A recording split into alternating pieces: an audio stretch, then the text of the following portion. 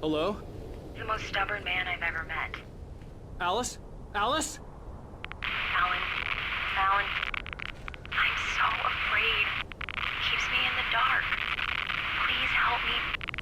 I look at you, Alan, and it's not you. Something else. Looking out from behind your eyes. Alice, I'm here. I'm so alone here. It's all gonna go to hell. You need to be careful.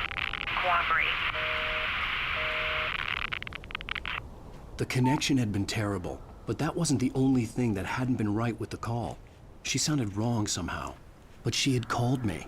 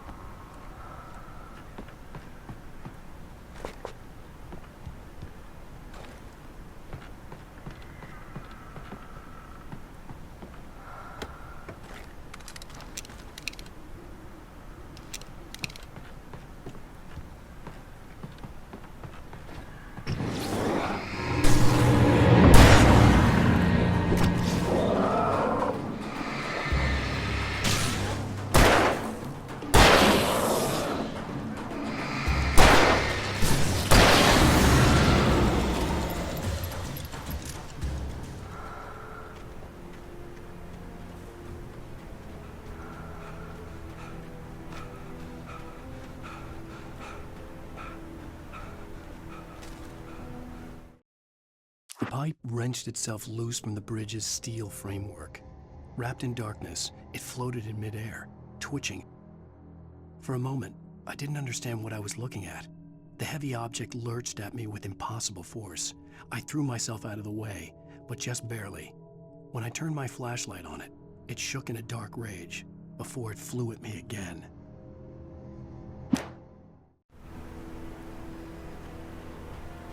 I could see a railway bridge up ahead and a warehouse of some sort on the opposite shore. I hoped I could find a car from there.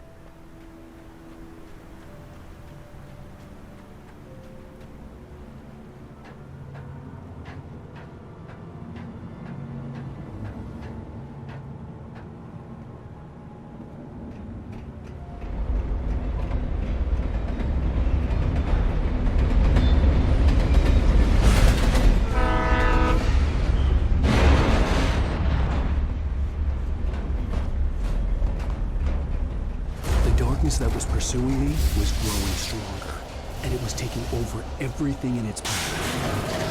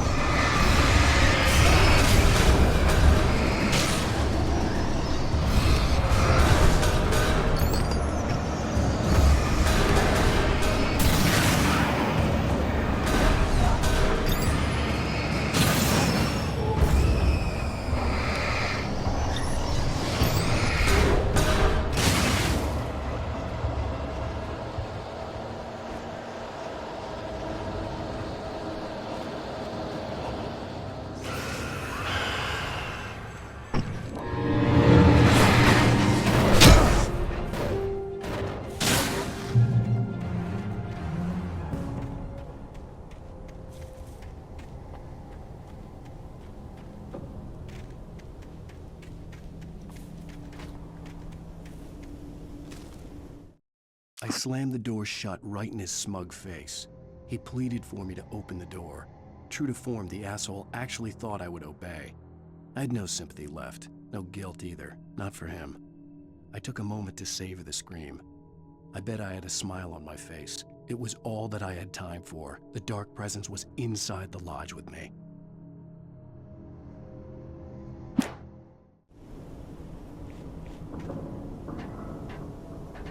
As a teenager, just starting to get interested in writing, Stephen King had been a source of inspiration to me. I thought about all the inanimate objects that had come to life in his books. No one is safe in a good horror story. Certainly not the protagonist. That's what makes them fun. This was anything but. The darkness could possess anything, and it was getting closer.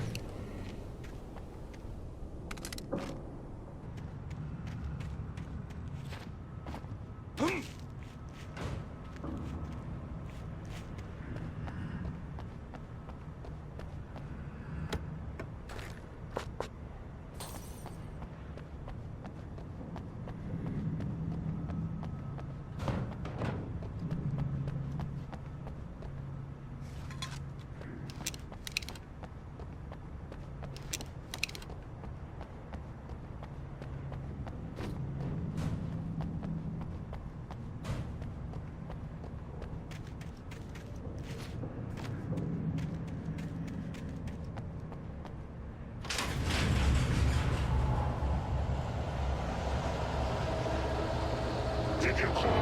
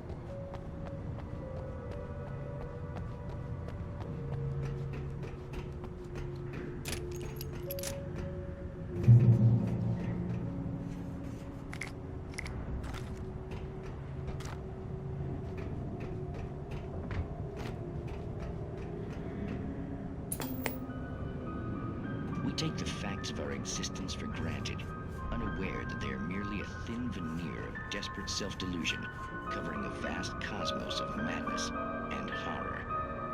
All too often, the stars are right. In Night Springs.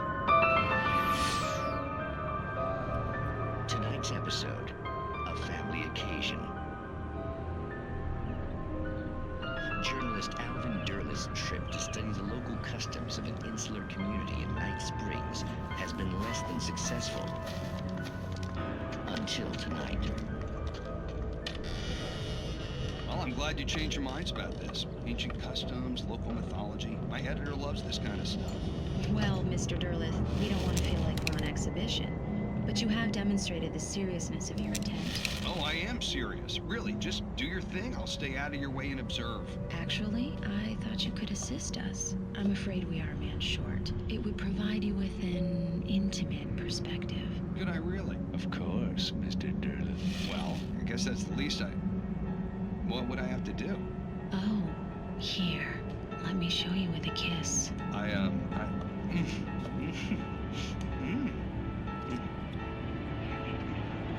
What did you...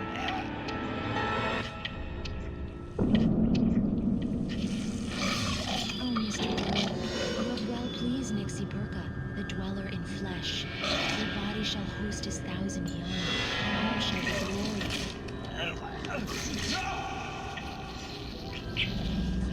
Shh, darling, be calm. Shh. Alvin Durleth learned a harsh lesson. If if you go looking for mythology, it may come looking for you. And such quests always bear fruit. Night Springs.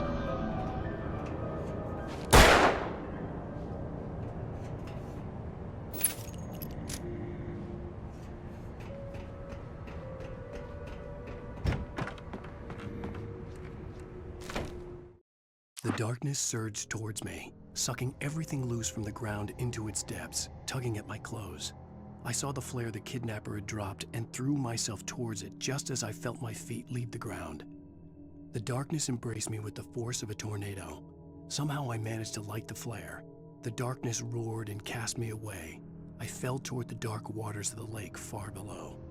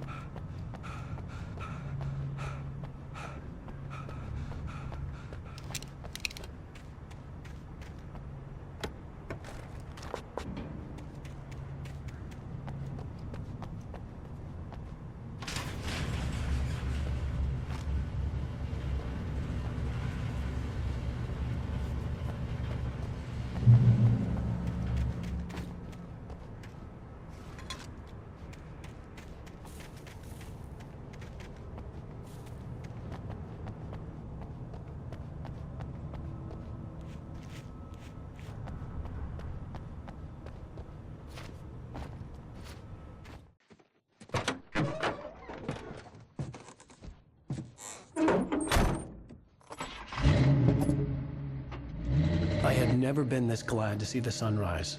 I had a couple of hours to get to the coal mine.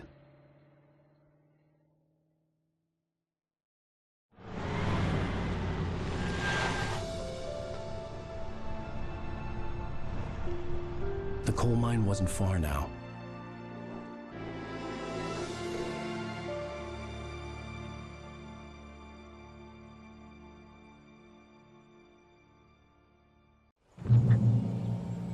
Today, I would meet the kidnapper, and he would give me Alice. I wouldn't give him any other choice.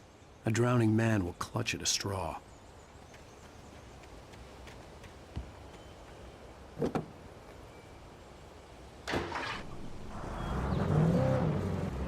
Little by little, without realizing it, I'd come to believe that the story in the manuscript was coming true. The current of its narrative had taken me deeper and deeper into dark waters. Alice had been taken from me. Barry was probably in jail. I was a fugitive from the FBI. The whole world taken over by the dark presence was trying to destroy me. It all felt real, but it matched a textbook case of insanity.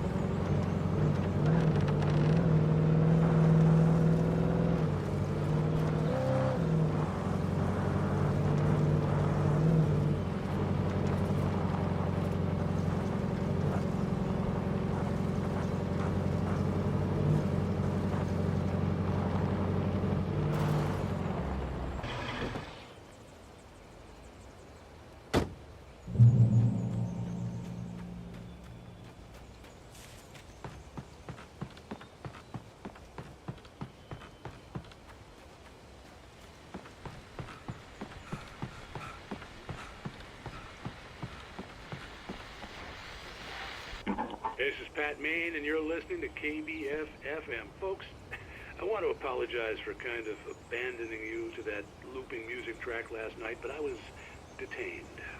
You see, I encountered a big-shot G-man with an itchy trigger finger who could use a lesson in manners and a boot in the ass. Not necessarily in that order either. Now, folks, I know I'm not being very informative here, and I apologize for that. I really should just keep quiet, but I'm just so peeved right now, because some people just shouldn't be carrying badges. And I'm just glad that our Sheriff Breaker was there to straighten things out. And if someone I met last night is listening, let me just say, I'm sorry if my mouth got you in trouble. I'm pretty sure you're not the bad guy here. Godspeed, son. I hope you know what you're doing. Now, on a lighter note, I'll be talking to Dr. Nelson all morning. But first, a little music.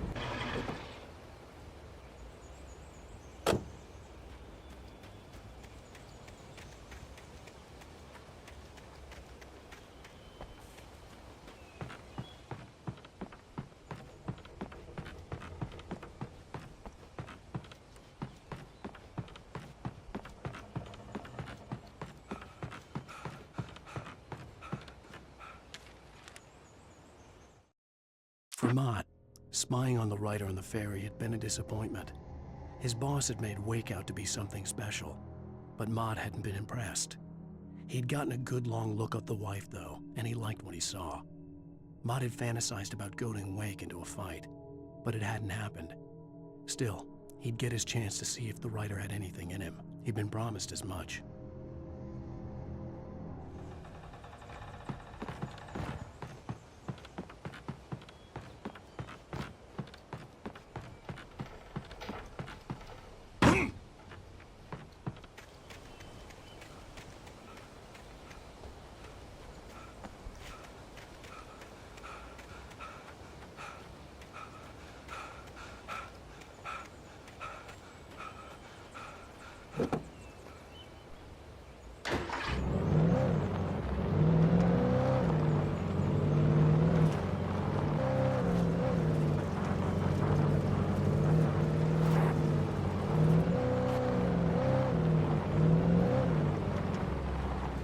I was early. I was supposed to meet the kidnapper at noon in the main building. The coal mine was quiet. It was a museum now.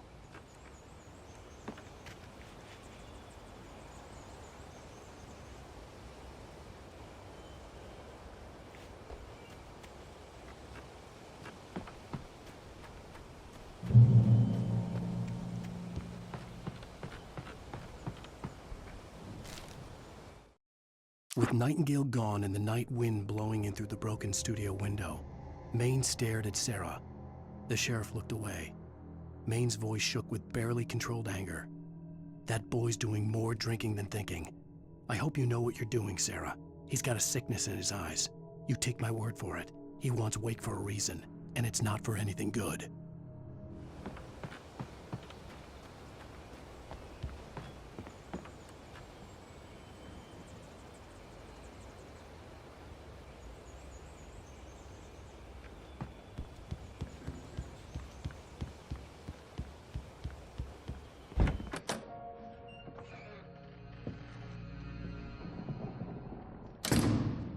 I didn't want to go outside.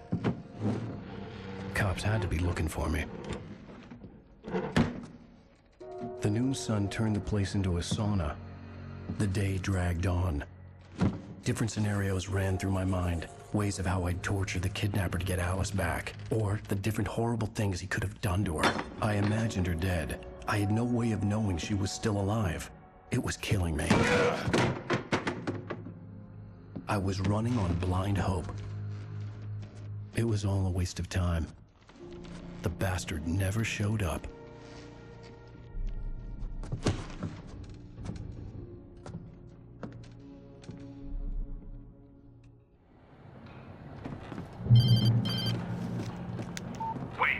Where the hell are you? Change of plans.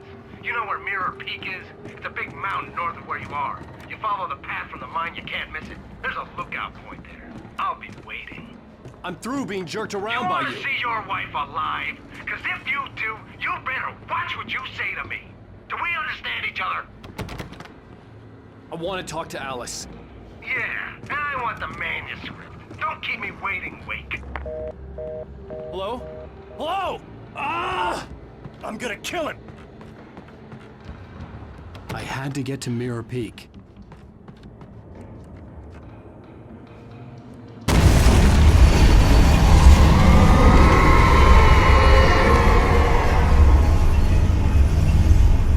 It was close, maybe closer than ever before.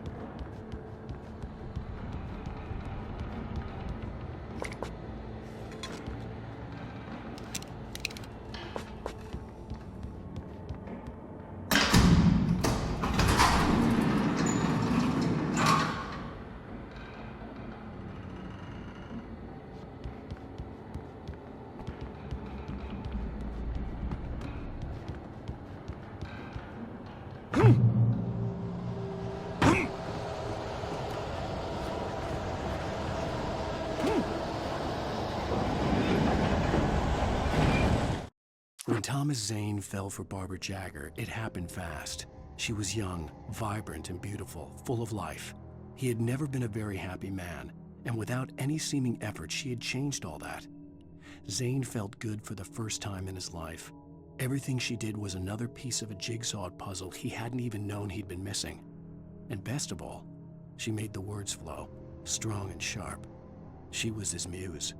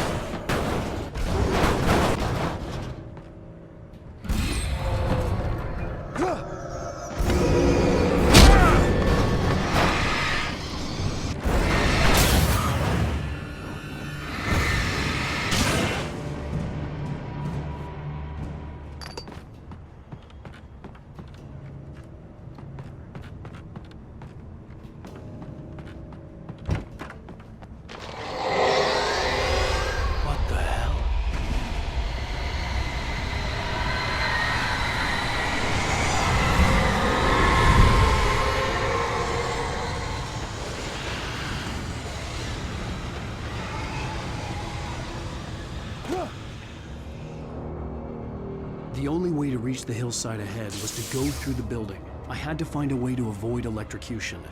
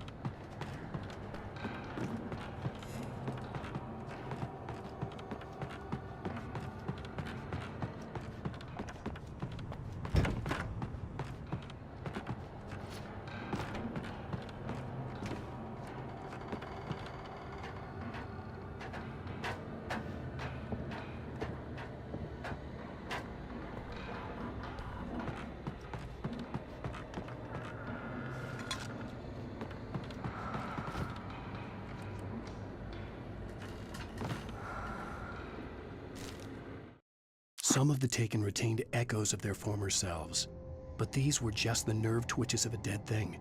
Nothing remained but a shell covered and filled with darkness. In most cases, these puppets were enough for the purposes of the dark presence. But for anything more elaborate, as with the writer, it was different. It needed his mind. And so rather than taking him over completely, it merely touched him.